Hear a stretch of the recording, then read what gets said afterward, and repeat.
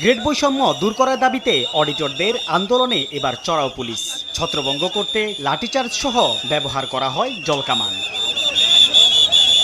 অডিটরদের আন্দোলন ঘিরে রাজধানীর কাকরাইলে মহাহিসাব নিরীক্ষক ও নিয়ন্ত্রক সিএজির ভবনের সামনে রোববার সকাল থেকে অবস্থান নেয় পুলিশ, র্যাব, সেনাবাহিনী। উচ্চ আদালতের রায়ের পরও অডিটর পদকে 11তম থেকে 10ম গ্রেডে উন্নীত না করার প্রতিবাদ জানান তারা। এ সময় সিএজি সহ আওয়ামী লীগের দোসরদের পদত্যাগের দাবি জানান অডিটররা।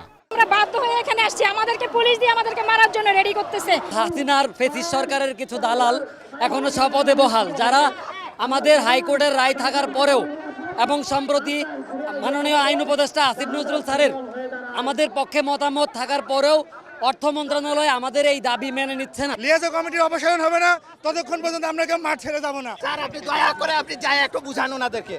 এক পর্যায়ে দাবি পূরণের আশ্বাস দেন সিনিয়র কর্মকর্তারা।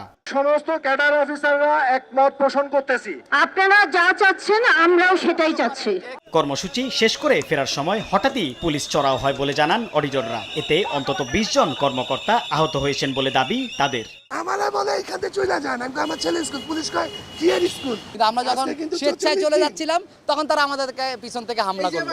যখন তারা ঘোষণা দিল যে আমরা চলে যাই, আজকের মতো চলে যাই, আমরা 6টার দিকে পেয়েছিলাম, পিছন থেকে আইসা কোনো ওসি না তাদের উপরে হাত তোলা শুরু হলো। দাবি পূরণ না হওয়া পর্যন্ত সরকারি কোনো বিল পাস না করা সহ সব কার্যক্রম বন্ধ রাখার ঘোষণা আন্দোলনরত অডিটরদের। সাইফুল ইসলাম, সময় সংবাদ, ঢাকা।